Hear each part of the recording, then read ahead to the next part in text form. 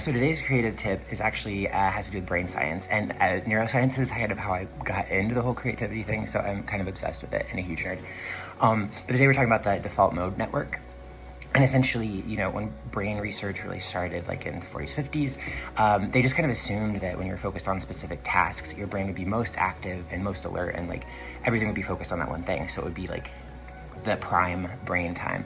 But as they did more research and they focused and got brain imaging and all that kind of fun stuff, they realized that your brain is actually super active and more globally active when it's at rest. And they started to call that the default mode network, which basically just means that when you're at default, your brain is sort of like in this state where it's kind of communicating across the whole thing. So it's really cool. I think the fact that like we're more ourselves and our brain is more active when we're daydreaming or kind of letting our minds wander. So how it overlaps with creativity is that they think in this kind of state is where it's a really good percolator for creative ideas, because when your brain's relaxed, it's not super focused on a specific activity, it starts to wander.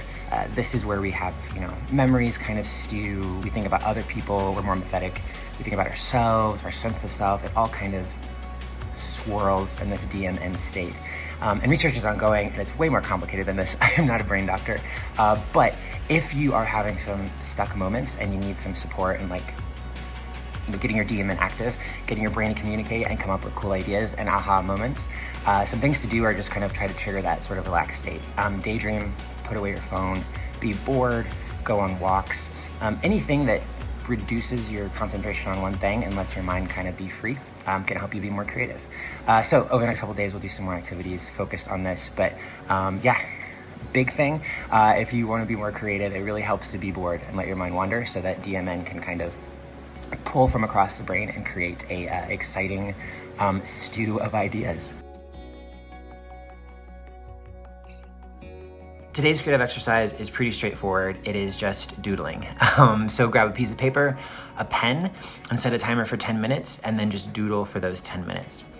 Pretty straightforward. You can draw circles, squares, a stained glass window, animals, whatever your doodling heart draws you to.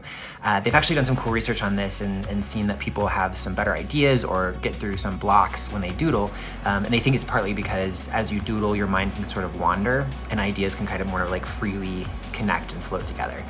So as you kind of sit down, maybe think of a problem you're trying to solve, doodle for 10 minutes and see if you maybe have some ideas or if you have some of those free thoughts that float around that maybe you can capture and use. But doodle away. I hate saying that word, but today's exercise demands it, so doodle.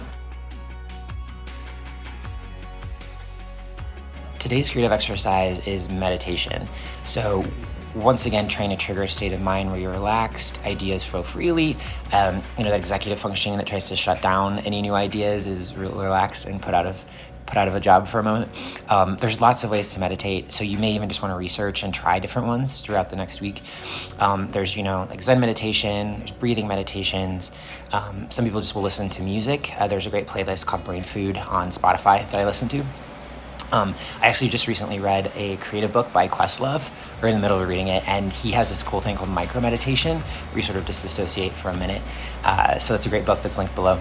But spend 15 to 20 minutes, try to find a meditative style that works for you, that's effective, and see if any ideas come up and just jot those down. Today's creative exercise is simple, but definitely not easy, and that is to be bored. So what does that mean? Basically, we're trying to trigger that part of the brain that's relaxed and you're not focused on specific activities, so things open up and different ideas can kind of flow between parts of your brain. And being bored is one of the best ways to do that. So yes, I encourage you to put your phone away, sit on your couch 10, 15 minutes, see what comes up.